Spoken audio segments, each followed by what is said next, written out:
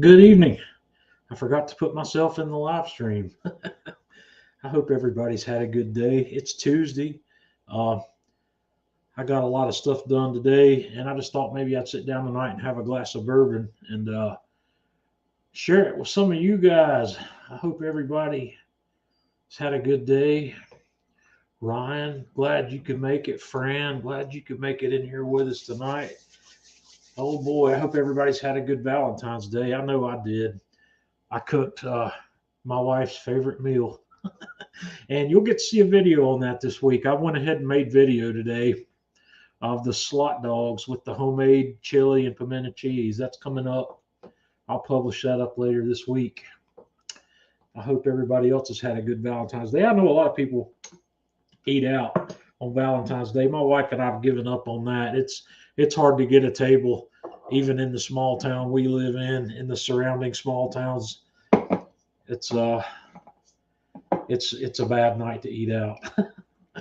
So, Fran had a shrimp cocktail. Man, that sounds good. Fran, I'm really intrigued in this new multi-cooker you bought. Boater, glad you could make it. But I am going to hit a little bit of this wild turkey tonight, I believe. I'm going to have a few fingers of that just to shake off my day. I've been busy because the hot dogs with chili and pimento cheese, that doesn't sound like a complicated process, but when the chili's homemade and the pimento cheese is homemade, it takes a while to get all that together when I don't have either one of them already made. I was out of the homemade hot dog chili, but when I make that, I make enough of it to go a long way. So I've got enough left for 8 more hot dog meals. I won't have to make that one again for a while because it freezes extremely well. And in my personal opinion, it's one of these things that's even better the second time around. So you know how that goes. And Jeff couldn't come on with us tonight. Jeff's laid up injured. He's strained his back a little bit, so he's taking the night off. So if any of you would like to jump in here with me, I'm going to post the link in the comments section where if you would like to join me live, you can click the button and I will bring you on board. Hey, Mom's with us. Mom's at home. Mom's been playing bridge this afternoon, and Mom's getting ready to get turned loose this week to be able to drive again after her surgery. I think Thursday, I think she's going to be cleared to get back behind the wheel of the car. So, Ryan, I'm glad you like that pimento cheese. That's one of my favorite things also. And that's a funny thing because I learned to make that kind of from my grandmother on my father's side. She used to make this, and but I take mine just a little further than she did. Hers was just basically New York extra sharp cheddar, mayonnaise, and diced pimentos. I put a little seasoning in mine also. I put a little bit of onion powder, a little bit of garlic powder, and a little bit of chili powder in mine, and plus a splash of Worcestershire sauce. Or as I've learned how to properly pronounce that now, it's Worcestershire sauce. So if you're ever curious about how that's pronounced, it's just Worcestershire sauce. So yeah, Levi's having some bourbon, or is he having tequila? Levi said he is substituting bourbon for non. So I'm guessing he's having the bourbon. I'm not sure if he's having the bourbon or tequila there. Anyway, either way, it's going to be good. So heck yeah. So I'm guessing if you're hanging out here with me tonight, you might not have gone out for Valentine's dinner. Did you cook? If you cooked dinner, what did you have? And cheers, by the way. Oh.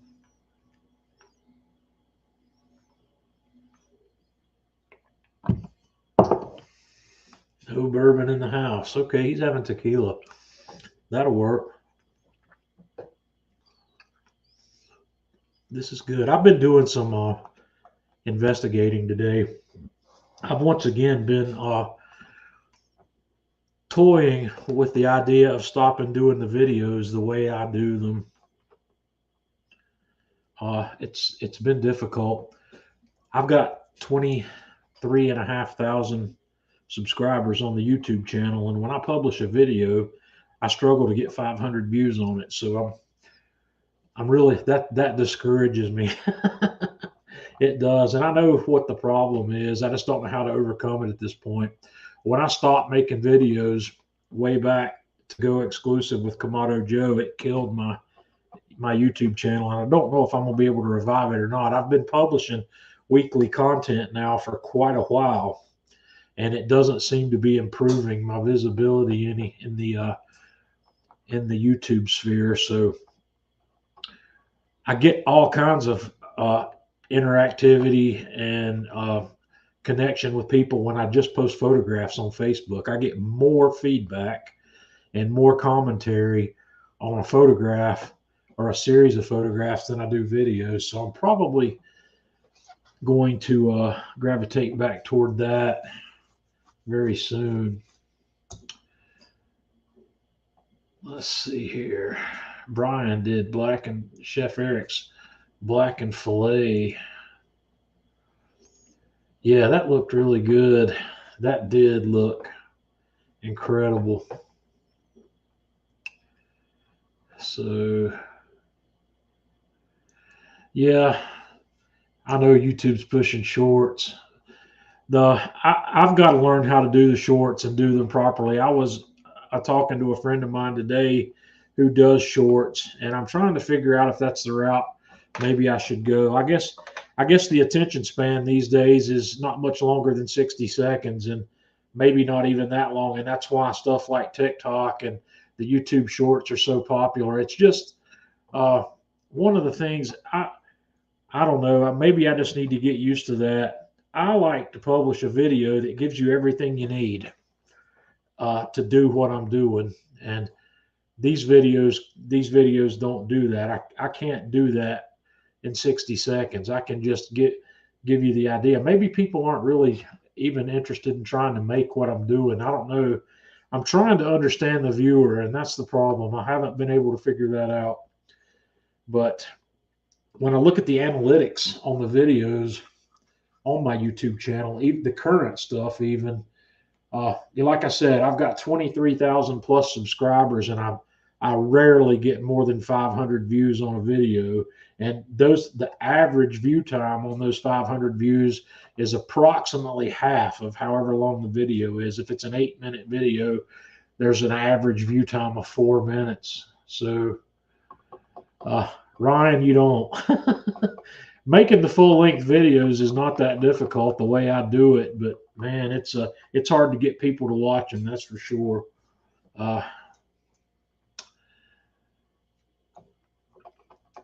Yeah, it's not hard to do. It's just I've got to figure out the short format. And I did a video today, and I went back to a method that I had played with before.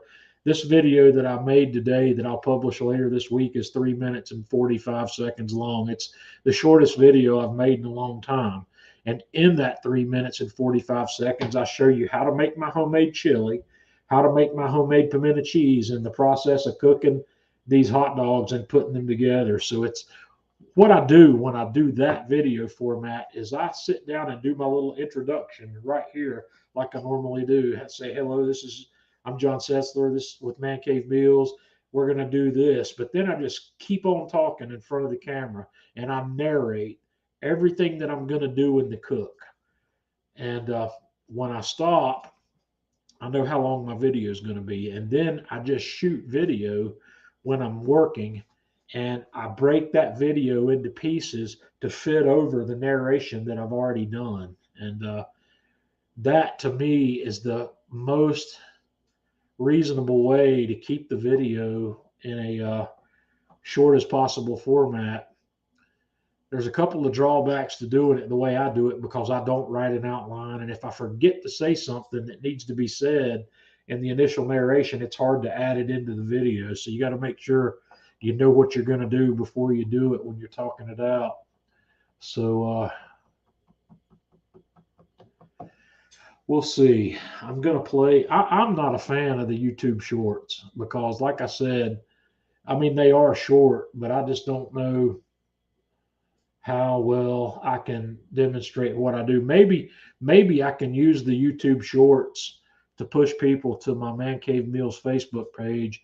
And in the short, I'll say the full recipe is available on the Man Cave Meals Facebook page. And if people want to go there and look for it, then they can go find it along with a photo series that goes along with the process. I'm thinking about that.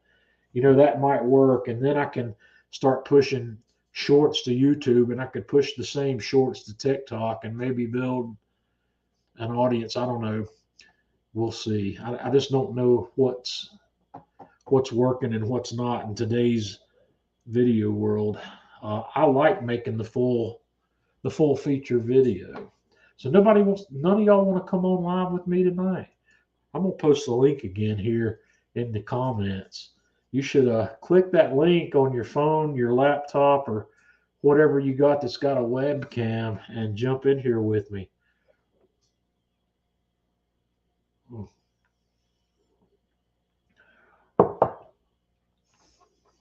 Yeah, I should do an outline, but like I said, most of the time when I'm cooking something, it's going to be done in a video. I've done it more than once, and I'm pretty good at narrating the process without forgetting something.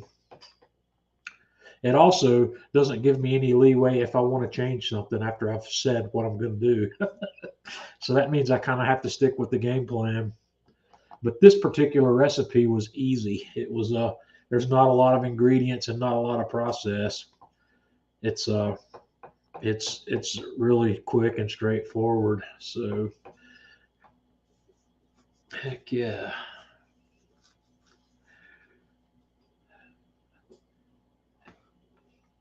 Yeah, I wish Jeff was here with me tonight. He's like I said, he can't be here. He's hurt his back, and yeah, that's a good question right there, Brian. I don't know what's coming. I don't have any idea. I don't have insider knowledge of anything that's going on at Kamado Joe anymore. Uh, I know a lot of things I'd like to see, and let me just say this: people used to laugh in the Kamado Joe community a long time ago, back when Kamado Joe was a younger company. They used to laugh at some of the accessories that Big Green Egg had. But if you go to a Big Green Egg dealer or go to a place where they're a full service Big Green Egg dealer, there'll be a whole aisle of accessories that are Big Green Egg branded. And those things seem trivial, maybe, but people buy it, people eat it up. And, I can't see any reason why Kamado Joe wouldn't want to do the same thing. I know that it may seem trivial to have a Big Green Egg salt shaker or a Big Green Egg turkey stand or a Big Green Egg beer can chicken holder or a Big Green Egg apron or a Big Green Egg thermometer. But I'll tell you this, and this is part of the reason that what I'm getting ready to say is true. I think that the Big Green Egg owner is way more brand loyal than the Kamado Joe crowd is. And I just say that from what I see. I've spent a good bit of time. I am in the Big Green Egg forum on Facebook. I don't post. I just watch things from the outside there because a lot of those people do know who I am, and I just don't post much there because they don't seem to get along well with people that aren't cooking on Big Green Eggs. It's not a community of Kamado cooks to them. It's a big community of Big Green Egg owners, and but those people buy that product and they love it. And I don't know what Kamado Joe's got up their sleeve. They've never really had any interest in accessories that when the accessories that they have now are the jotisserie, the dojo, the cast iron grates, the cast iron griddle, the soapstone, the stainless steel cooking surface. They've got pizza stones. Tom, what am I missing? What other accessories do they have out there? They've got their own charcoal brand. They've got their own wood chunks brand. I think they still have that. Yeah, they've got the rotisserie basket. They've got the charcoal basket. It's all directly, it's stuff that's directly related to using on the grill. Uh, and it's a good list of things, but there's still a lot of money sitting out there. Like, for instance, what think about things you use in your everyday grilling that are not Kamado Joe branded. Uh, Big Green Egg's got a branded thermometer that I believe is made for them by Maverick, uh, and it's got their logo and their brand name on it. They don't make it, but they buy it, and Big Green Egg owners buy that. They like that. The ones that don't buy thermopins buy that. So there's just a lot of opportunity there. And like I said, I don't know what kind of accessories are coming down the pipe, but this is the time of year where that stuff should be dropping. So I would watch for. Uh, there's a big trade show that comes up in Germany, and I think it comes up in March. It's called Spoga, Spoga. I'd be watching for that stuff to come on because I'm sure Eric will probably be there, and Pitmaster X Roll Wester might be there with him, and other people from Kamado Joe. And if they've got new product coming out for this summer, that's probably where you'll see it first. Is at that trade show. Uh, we'll have to see. I haven't talked to Chef lately. Maybe I'll give him a call and see if he'll give up anything. Stephen Hickey might know what's going on. He's still inside with that group, and I'm sure if they've got new cooking related accessories out there that some people may have their hands on it to test, but I don't know. I don't have any information there. Let's see. David says I've had two visions, and all the accessories fit from Kamado Joe. Yeah, there's a lot of 18-inch and a lot of 24-inch Kamados out there that the accessories from Kamado Joe will work on. I think most of the Kamado Joe accessories will fit on a Big Green Egg, and I know that was a key objective when the Joe Tisserie was coming together. Bobby wanted to make sure that would fit on the Big Green Egg. And in fact, I remember having a conversation with Bobby that when they were trying to figure out what to name the Joe Tisserie, he originally did not want to give it a name that tied it directly with Kamado Joe because he was afraid that he might not be able to sell it into the Big Green Egg market if it had Joe in the name. But I think myself and a lot of other people talked him out of that because I think he figured out it might be a good idea for a Joe name to be showing on a Big Green Egg. So there's a lot of thought that goes into that stuff when it's coming out. So, and like I said, there's a lot of Kamados out there that are in that size range that do have interchangeable parts. Another thing coming down the pipe here at the Man Cave, one day this week, I'm not sure which day. I guess it depends on when I make up my mind to do it. I'm going to order that new pellet grill. I'm going to order the Camp Chef Woodwind Pro 24. So I'm really looking forward to that. I've done enough digging and enough research, and I've watched enough YouTube video content on that grill to form an opinion that I think it might very well be the best option out there in terms of cooking. It's not going to have, it's not going to have the build quality that you might find in a mixing smoker or a Yoder. But in terms of cooking, in terms of the end result, I think this might be the best pellet grill available. So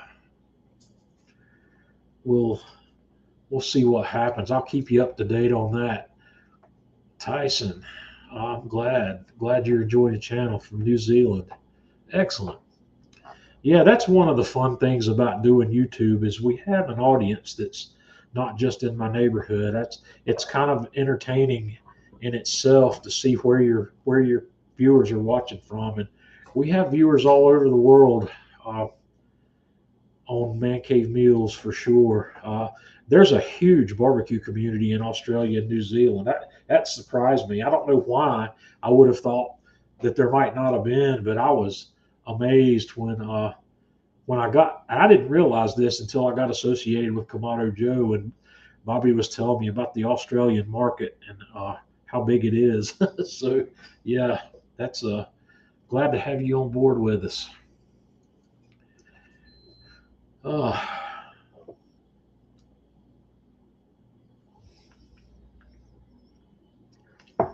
and once again, for what it's worth, I think this is the best $25 bottle of bourbon I've ever had. I'd put that.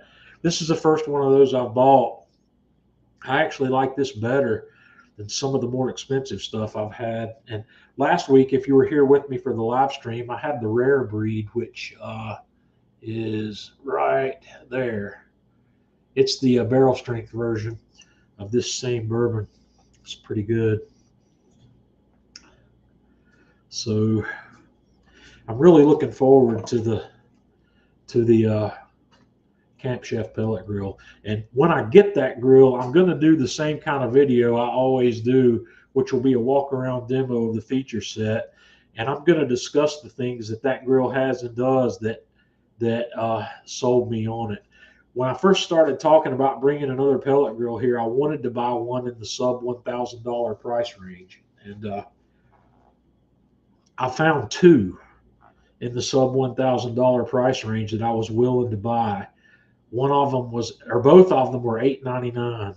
They had an $8.99 price tag, and one of them was a Camp Chef, and the other one was a Rec Tech, and they both pretty much checked all the boxes of everything I wanted them to be able to do. But when I started comparing this Camp Chef Woodwind Pro to those two grills, the extras that I get for that extra $300, it's an $11.99 grill, were enough that I decided to up the ante a little bit, because I'm trying to figure out what the really right pellet grill is for the everyday market. I know don't get me wrong, I love this Myron Mix and Bark. This thing's incredible. It's durable. It's got a lot of cooking space on it, but it's not a grill that everybody can put in their backyard. It's probably not one I could have put here either, or I would have put here because of the price tag on it. It's an expensive grill. It's north of $3,000, and the newer model of it that's come out, they've got a third generation of that grill out there now. It's got some new features, and I think the price has gone up even again. But it's not that I said, like I said, it's not that I don't like the grill. I love the grill, but I want to start spending more time cooking on stuff that is more easily obtainable by more people. That's why I'm going back to the Weber. I bought the 26-inch Weber kettle that we're doing some cooking on. The Kamado Joes are staying.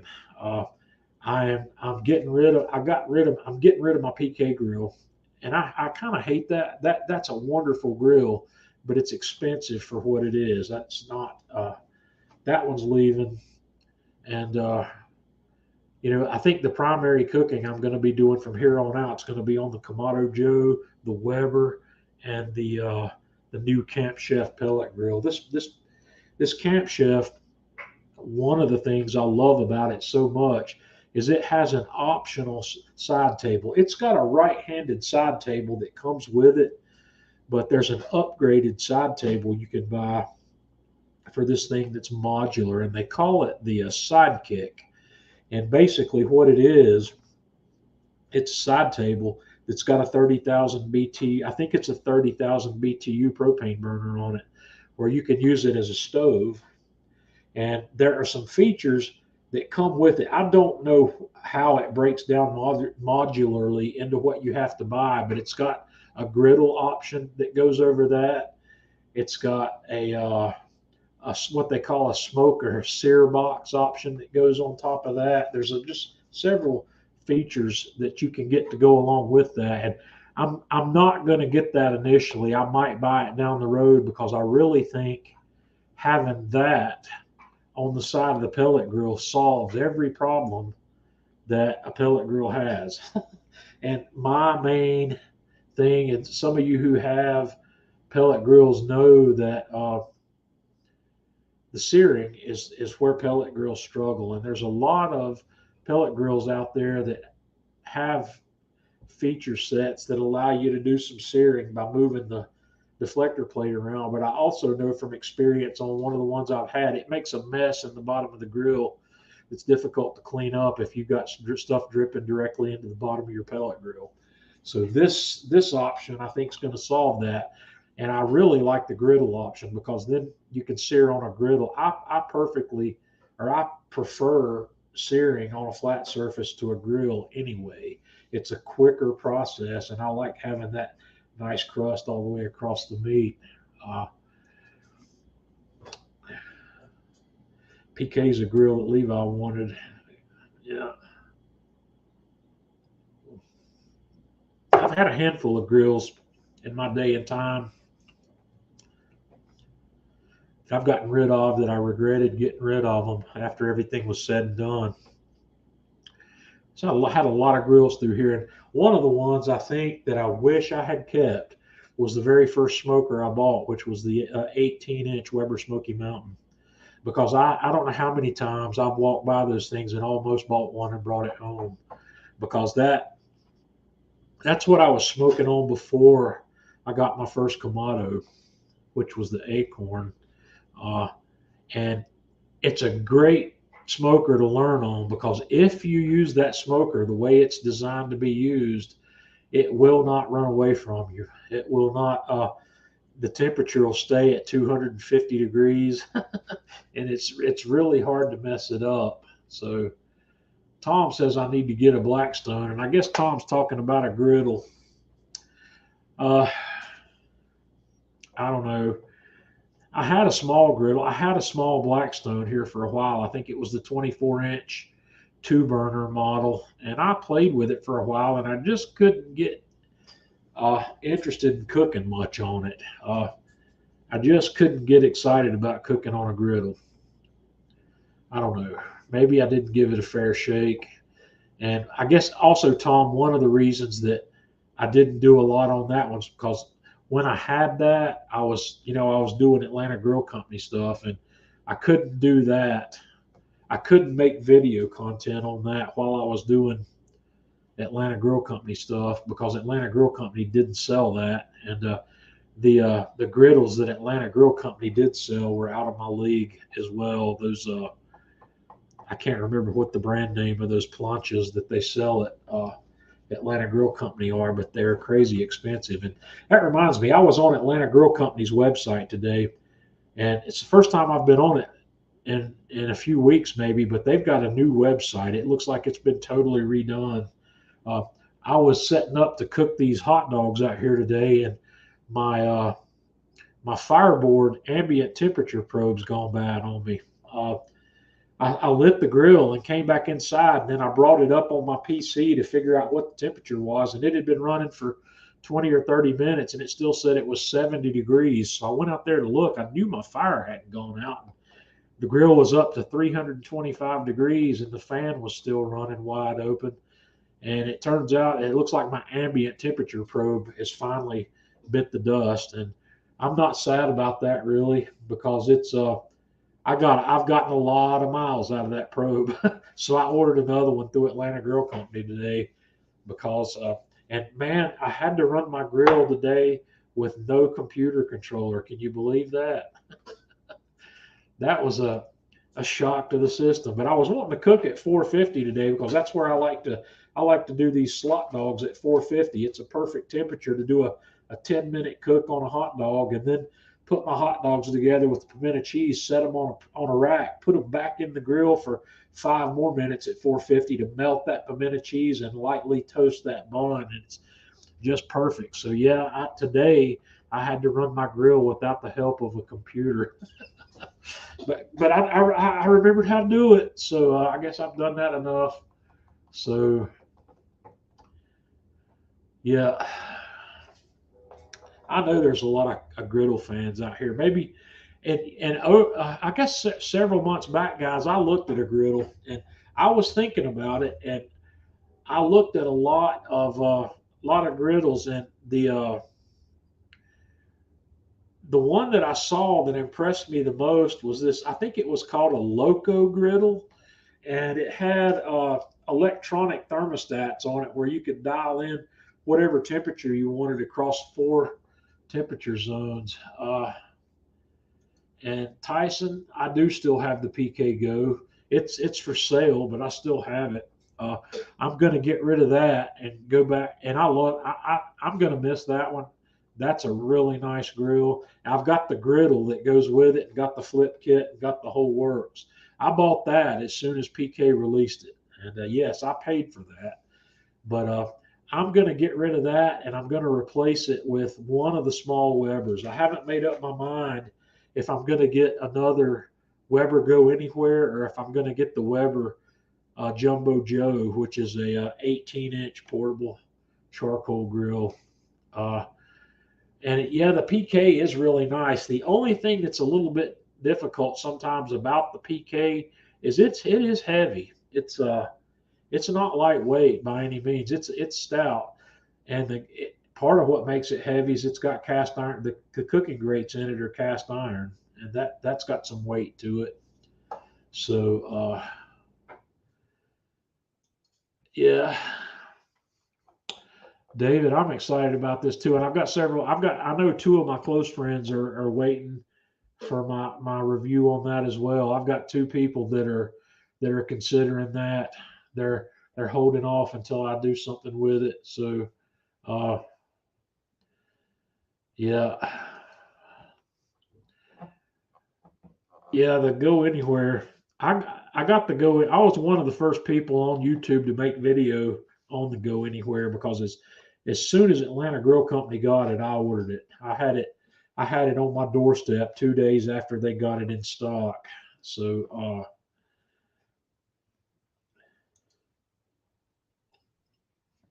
Norm, I haven't got it yet, but I'm getting ready to buy the Camp Chef Woodwind Pro 24. I'm going to order it one day this week. I actually should have ordered it today, but I might get it ordered tomorrow because I should have a good bit of free time. I should be free all afternoon tomorrow. So, yeah, George, the Woodwind is the one I'm getting. The Woodwind Pro, not the regular Woodwind, but the Pro version. That smoker box option on that thing has my full attention.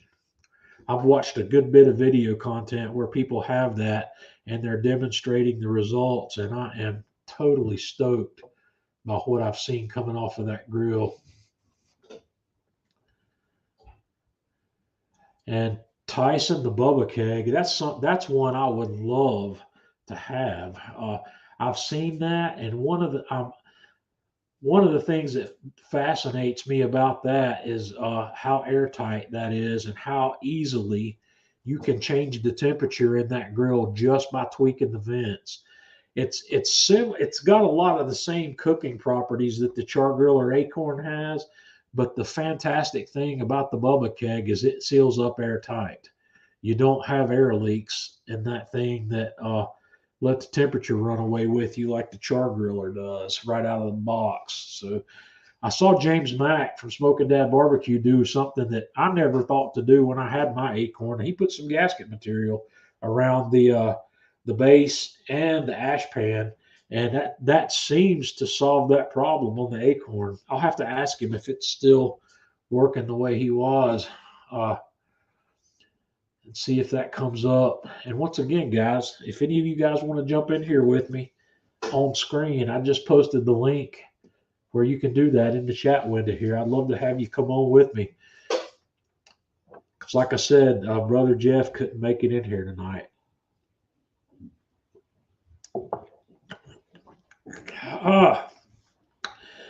Oh boy, man, a little bit of that one got down the wrong pipe. Ooh, you can feel that. But yeah, I'm excited about about the new grill. Excuse me. Alcohol down the windpipe.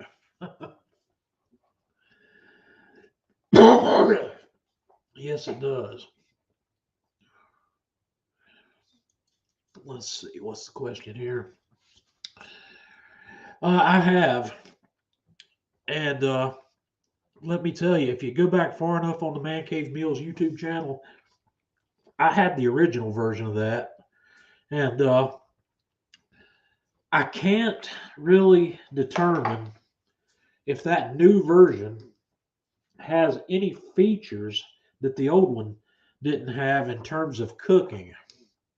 Uh, I know it costs twice as much as the old one did. I think it's an $800 oven, and I think I paid $299 for the first one I had, or for the original version of that, and I do believe that that thing's amazing. There's no doubt about it, because that thing, I could get that thing up to 900 degrees or 1,000 degrees in a hurry. The way that thing worked, and that is about as easy as it gets in the world of, if you want to make Neapolitan pizzas at home. I like the rotating turntable, the rotating pizza stone that thing has.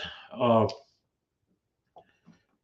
there's another unit out there that does the same thing that's less expensive. It's called the Halo oven, and I tried to make contact with those people and was unsuccessful.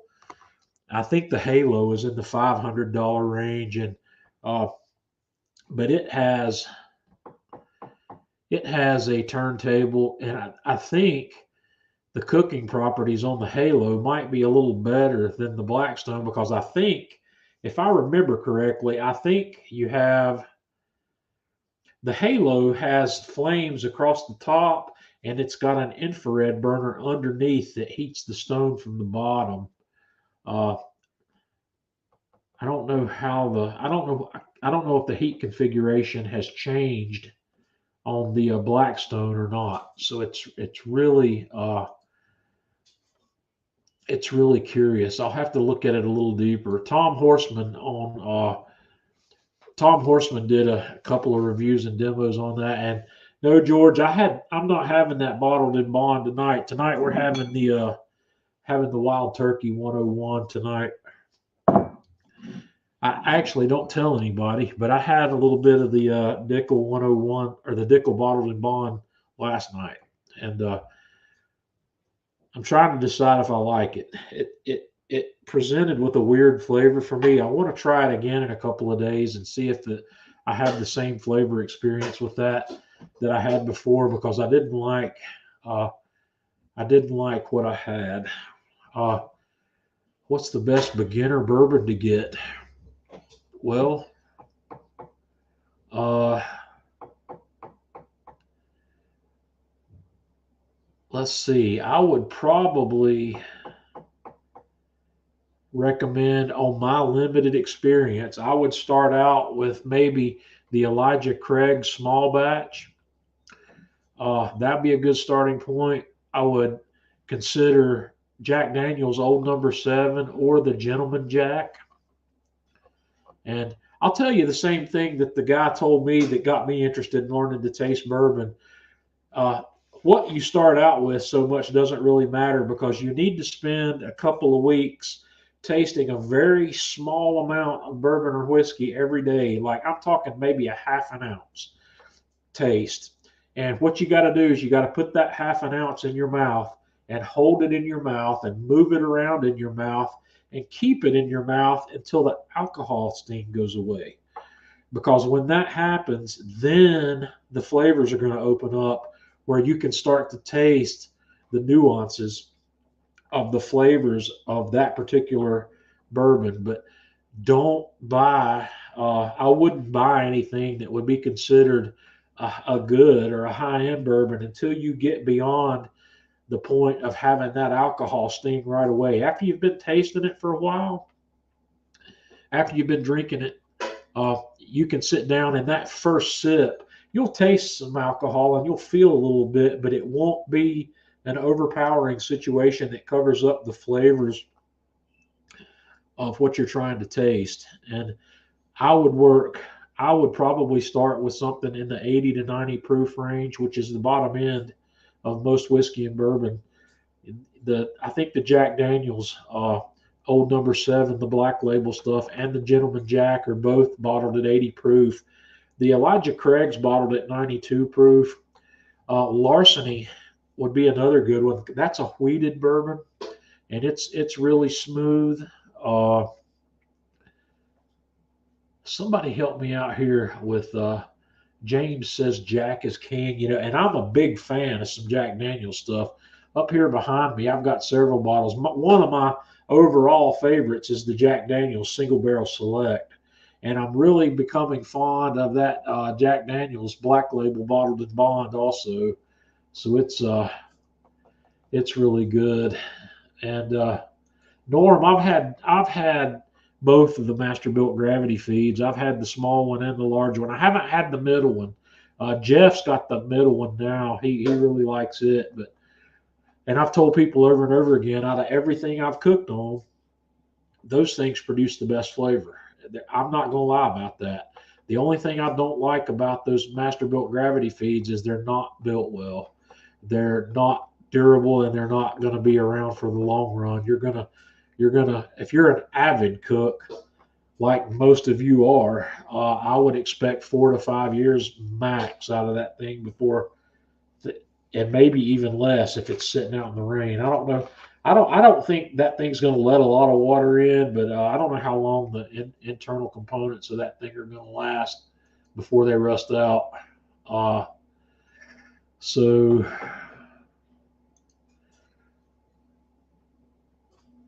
distillation is legal in New Zealand. I didn't know it was illegal anywhere. I know I can buy or build a distillery myself and distill a certain amount at home here in the U.S. That's only become available here recently. I don't remember when they passed that law.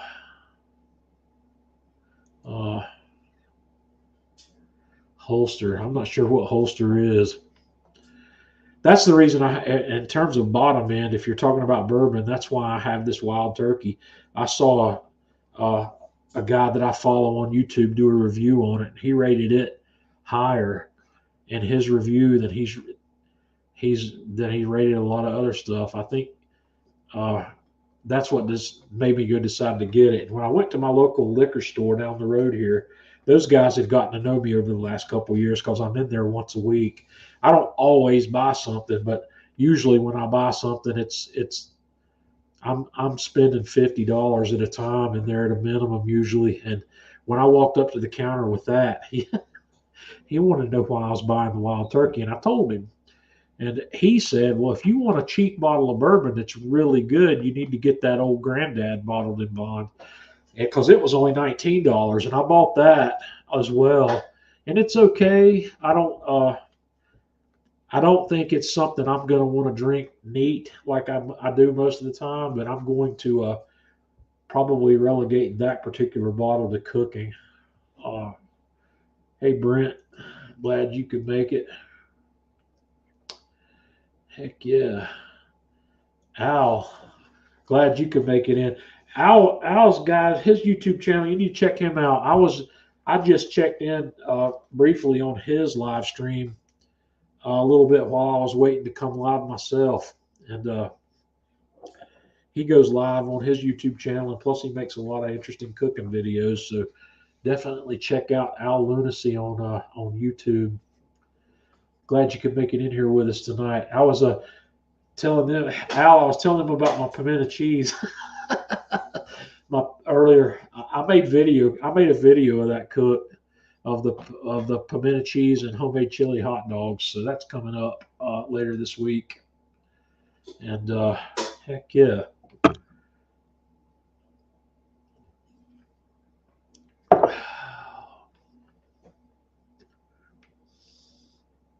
But yeah, I'm looking forward to a new pellet grill. If I get it ordered, I think there's about a 7 to 10 day lead time on it if you order it on Amazon. I'd like to buy it through Amazon because I've got some Amazon credit I would like to spend on it. And I've been trying to determine if there's any benefit to buying it direct from Camp Chef rather than buying it from Amazon. So I posted that question in the Camp Chef grill owners group, and I haven't really seen any compelling reason to buy it one way or the other. And you may actually still, I guess, if I buy it through Amazon, that may be buying direct from Camp Chef. I don't know if they're selling it through Amazon or if there's a third party involved. I couldn't find any indication that there was a third party seller on that, so we'll see how it goes. But I'm really interested in getting that Camp Chef up in here and getting it running.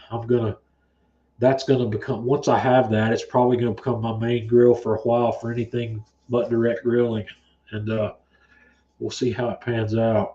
I know a lot of you have pellet grills, and if you don't have pellet grills, I would really encourage you to try one at some point, because like Jeff and I've been telling you for months now, we've broken the code to getting great barbecue on pellet grills, and it's definitely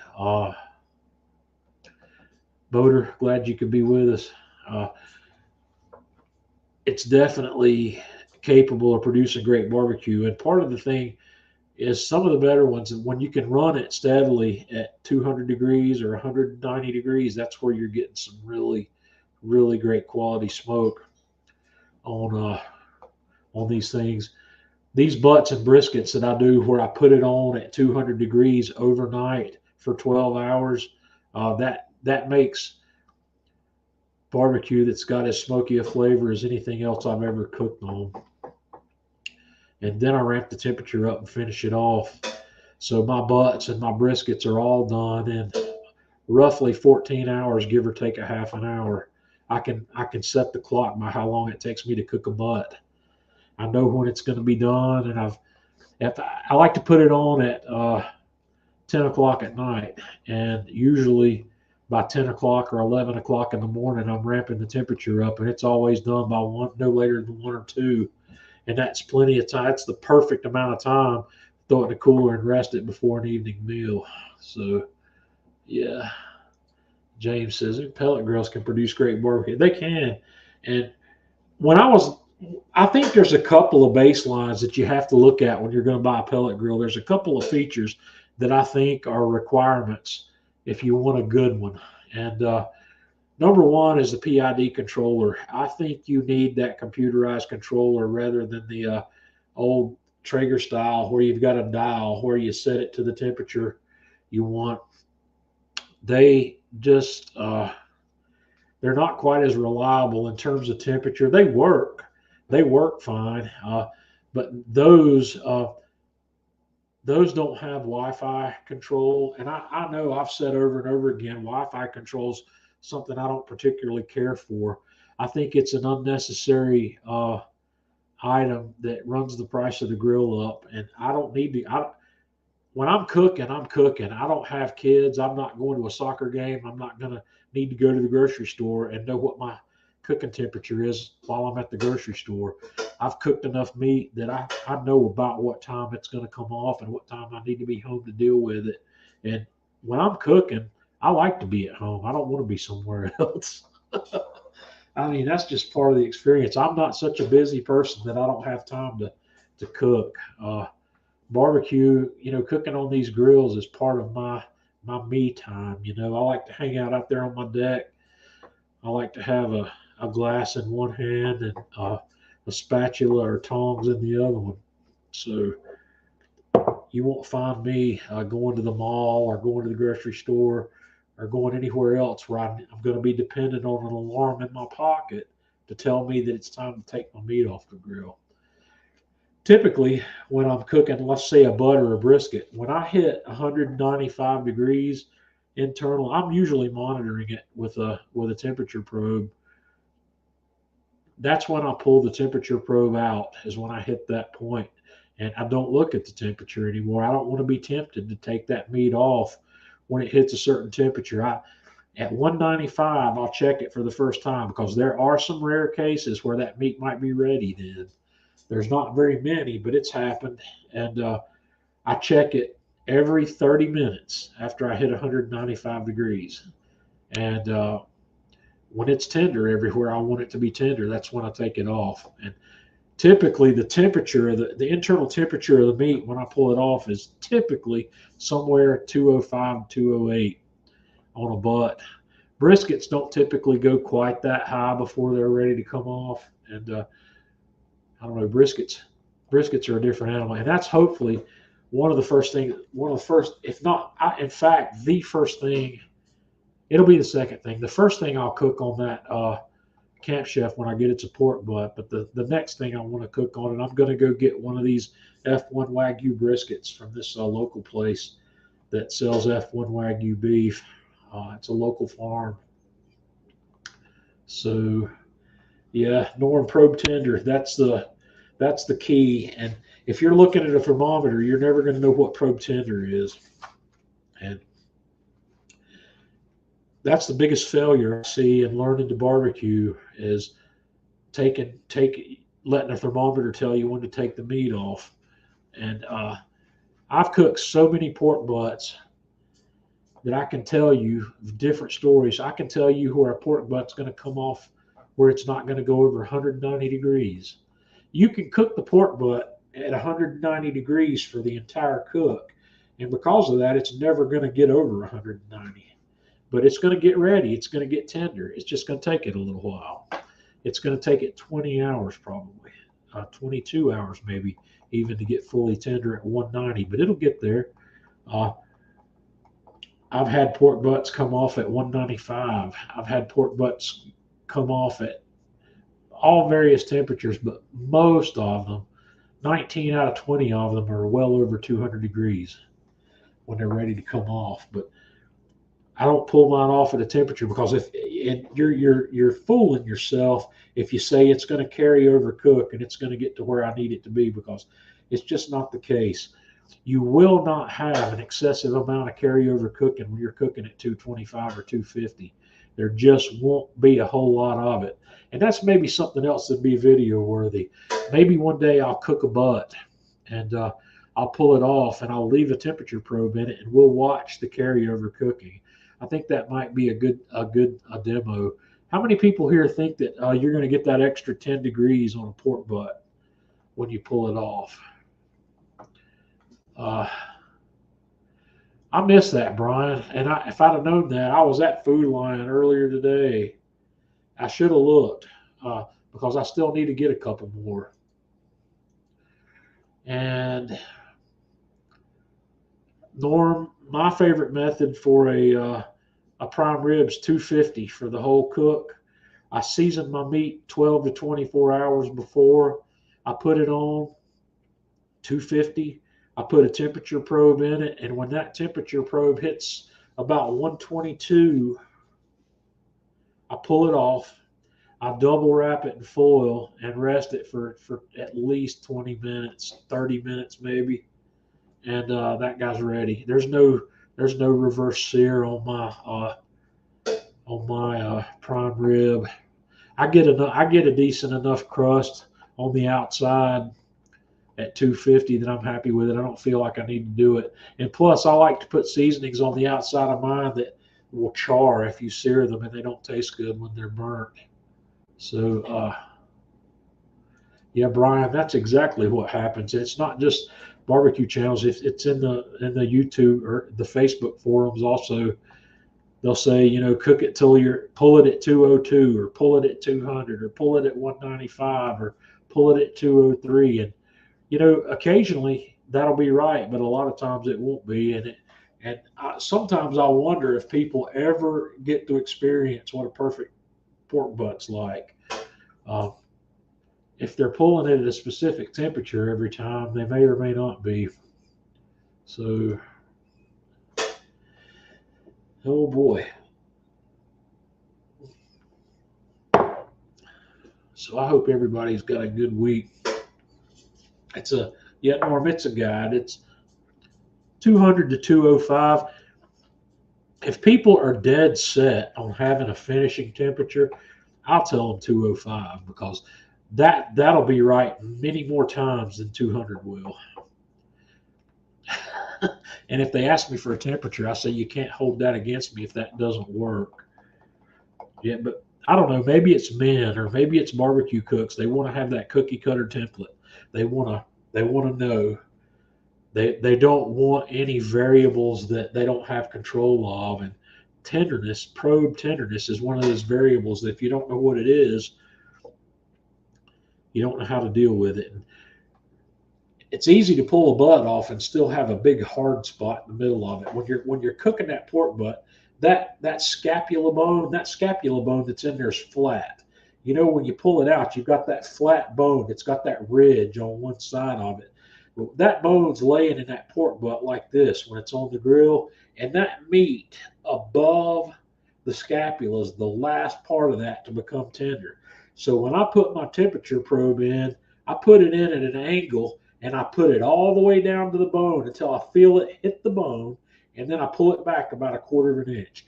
That's where I put my probe. And when that probe hits 203 or 204, you're probably right where you need to be. The rest of the meat around the outside of that bone is going to be 207 or 208 by the time that gets there. And that brings up another thing I've been tempted to try, and I've never tried it. Instead of cooking that pork butt where that scapula bone's flat, if I would raise that butt up and cook it on its edge, I wonder how that would change the cooking dynamics on that. Have any of you guys ever cooked a pork butt with a fat cap to the side rather than on the top or the bottom? If you've done that before, let me know, because I think that'd be a worthwhile experiment actually to see what would happen and see how if all the meat would reach the same probe tenderness at the same time if that bone's in there vertical instead of horizontal, where it's in there instead of flat. You're dealing with this. I think that could potentially change the cooking dynamics on a butt. I don't know if the butt would stay stood up that way. It might. It's fun to think about. So anyway, guys, I appreciate you hanging out with me on a Tuesday night. We'll be back on Thursday. I've got a couple of ideas. I want to try something a little different on the live stream Thursday night, and I'll give you some details on that when we go live. I'm going to talk about some things that I see online that inspire me, some things where I draw inspiration, and it's going to be in stuff that you've done. So we'll see. One more comment here. Norm says, another cool thing I have done, pork butt on the Big Joe, plopped it right on the flat grill with pepper and onions. Yeah, heck yeah. That sounds good. I'm going to do something new, hopefully with leftover pulled pork here kind of soon. We'll see. I'm toying with a couple of ideas. So what have I got coming up that I'm going to cook? I'm going to do another pizza before the end of the month. Probably the last video in February is going to be a pizza, because I promised I was going to do 12 pizzas this year, and I was a little late getting the first one out. I want to get chili. I want to do a batch of chili. I might want to do 2 batches of chili this winter and spring, because I want to do a man cave version of a Texas bowl of red.